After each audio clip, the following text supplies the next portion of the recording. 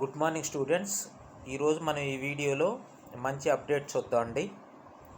So Basara Tirupati ఐటీలో కనుక second phase కూడా కంప్లీట్ అయిపోయింది. ఇప్పుడు స్టూడెంట్స్ దేనికోసం ఎదురు చూస్తున్నారు అంటే థర్డ్ ఫేజ్ ఉంటుందా ఉండదా అనేది ఒక డౌటు. ఇంకొక డౌట్ ఏంటి అంటే మన ఏపీలో ఉన్న స్టూడెంట్స్కి కూడా ఫస్ట్ ఫేజ్ అయిపోయింది కాబట్టి సెకండ్ ఫేజ్ ఎప్పుడు అని ఎక్కువ మంది వెయిట్ చేస్తున్నారు. అయితే నేను చెప్పేది ఏంటి అంటే సెకండ్ ఫేజ్ ఎప్పుడు అని వెయిట్ చేసేదానికన్నా కానీ సెకండ్ ఫేజ్లో అసలు ఎన్ని సీట్లు ఫిల్ చేస్తారు అనే విషయం తెలుసుకుంటే చాలా బెటర్గా ఉంటుంది. మీరు వెయిట్ చేయాలా లేదంటే ఇంటర్మీడియట్ జాయిన్ అవ్వాలనేది అనే విషయం మీద మీకు క్లారిటీ వస్తుంది అన్నమాట. సో మీరేమనుకుంటున్నారంటే ఫస్ట్ ఫేజ్లో ఒక 3000 మెంబర్స్ని లేదా 4000 మెంబర్స్ని పిలిచారు కాబట్టి సెకండ్ ఫేజ్లో కనీసం ఒక 1000 మంది లేదా 500 మంది నేను పిలుస్తారని మీరు ఎక్స్పెక్ట్ చేస్తున్నారట్టుకుంది. సెకండ్ ఫేజ్లో మాత్రం అలాగే ఏమీ ఉండదు. సో ఎందుకు అలాగ ఉండదు అంటే ఫస్ట్ ఫేజ్లోనే అందరినీ పిలిచేస్తారు. ఎన్ని సీట్లు ఖాళీలు ఉన్నాయో అంతమందిని పిలిచేస్తారు. సో మనకి ఇక్కడ వచ్చేసరికి మనకి ఏపీలో ఎన్ని సీట్లు ఉన్నాయి? 4400 ఉన్నాయి. సో వాళ్ళు ఎంతమందిని పిలిచేస్తారనమాట.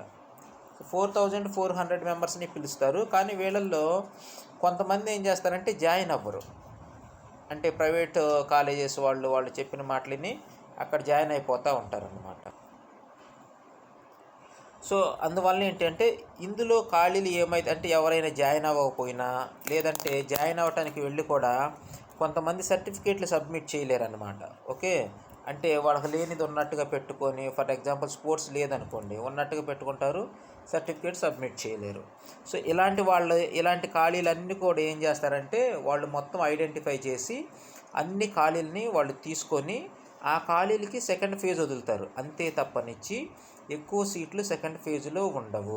ఓకే, సో క్లారిటీ వచ్చిందా? మన దగ్గర ఉన్న 4400 మెంబర్స్కి అందరినీ వాళ్ళు పిలిచి వెరిఫై చేశారు. అంటే ఇంకా పీహెచ్ వాళ్ళకి, ఎన్సీసీ వాళ్ళకి వాళ్ళ రిజల్ట్ ఇంకా రాలేదు. రాకపోయినప్పటికీ వాళ్ళను కూడా వాళ్ళకున్న సీట్ల కన్నా కానీ ఎక్కువ మందిని పిలిచి సర్టిఫికేట్లు వెరిఫై చేశారు. ఇంకా రిమైనింగ్ వాళ్ళు వెయిట్ చేయాల్సిన అవసరం లేదు. ఓకే, సో వాళ్ళ రిజల్ట్ రాకపోయినప్పటికీ కూడా వాళ్ళు వెరిఫికేషన్ కోసం వెళ్ళొచ్చారన్నమాట. కాబట్టి ఈ 4400 మెంబర్స్ని పిలవటం జరిగింది. అయితే వీళ్ళలో ఎవరైతే జాయిన్ అవ్వరో అలాగే ఎవరైతే సర్టిఫికేట్లు సబ్మిట్ చేయలేరో అవన్నీ కూడా ఖాళీల కింద సెకండ్ ఫేజ్లో తీసుకుంటాడనమాట. ఇప్పుడు మనం చూసుకున్నట్టయితే బాసరాలో, సో నాకు తెలిసి అక్కడ 2000 సీట్లు ఉన్నాయి బాసరాలో. 2000 కన్నా ఎక్కువే ఉంటాయి. సో అయితే ఇది ఎగ్జాక్ట్ నెంబర్ కాదు, నా గెస్సింగ్ చెప్తున్నాను అనమాట. నేను ఫిగర్ మర్చిపోయాను. సో ఇప్పుడు చూద్దాండి. అయితే ఈ సీట్లన్నీ ఫిల్ అయిపోయాయి. కానీ సెకండ్ కౌన్సిలింగ్లో ఏం జరిగింది? 82 మెంబర్స్ని మాత్రమే పిలిచాడు జనరల్లో. తర్వాత క్యాప్ కేటగిరీలో 14 మెంబర్స్ని పిలిచాడు. తర్వాత గ్లోబల్ కేటగిరీలో 7 మెంబర్స్ని పిలిచాడు. ఇంతే అన్నమాట. ఓకే, సో ఇంతమందిని పిలిచాడు. మరి ఇంకా తెలంగాణ పిల్లలు నన్ను అంటే కామెంట్ చేస్తున్నారు ఏంటి అంటే మూడో దశ కౌన్సిలింగ్ ఉంటుందా ఉండదా? ఉంటుంది. ఇక్కడ చూడండి ఏమిచ్చాడు, రెండో దశలో మిగిలిన సీట్లను మూడో విడతలో భర్తీ చేస్తామని తెలిపారు. అంటే ఏంటి, ఇప్పుడు సెకండ్ ఫేజ్ అయిపోయింది. సెకండ్ ఫేజ్ ఎన్ని అయిపోయినాయి? 82 + 14 96 + 7 103 సీట్స్, అంటే 103 మెంబర్స్ని పిలిచాడు అనమాట.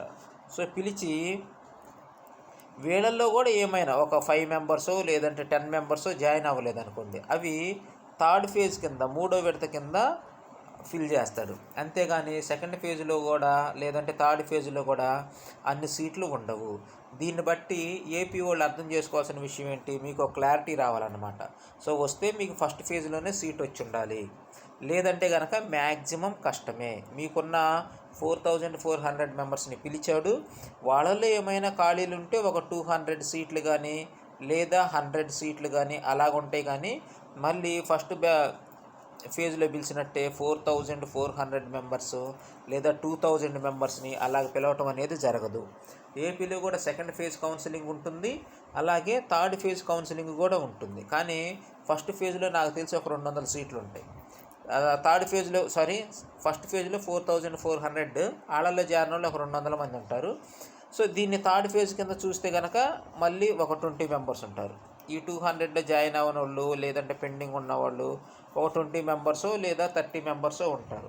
సో థర్డ్ ఫేజ్లో చాలా తక్కువ మందికి మాత్రమే అవకాశం వస్తుంది. కాబట్టి ఏపీలో ఎవరైతే సెకండ్ ఫేజ్ గురించి కానీ లేదంటే థర్డ్ ఫేజ్ గురించి కానీ వెయిట్ చేస్తున్నారో మీరు ఇంకా మీ వెయిటింగ్ ఆఫ్ చేసి మీ మార్కులు చూసుకొని సో ప్రైవేట్ కాలేజెస్లో జాయిన్ అయిపోవటం బెటరు. ఎందుకంటే ప్రైవేట్ కాలేజెస్లో కూడా లాస్ట్ డేట్ ఎన్రోల్మెంట్కి దగ్గర పడుతుంది కాబట్టి సో మీరు కూడా ఆలోచించుకొని జాయిన్ అవ్వండి.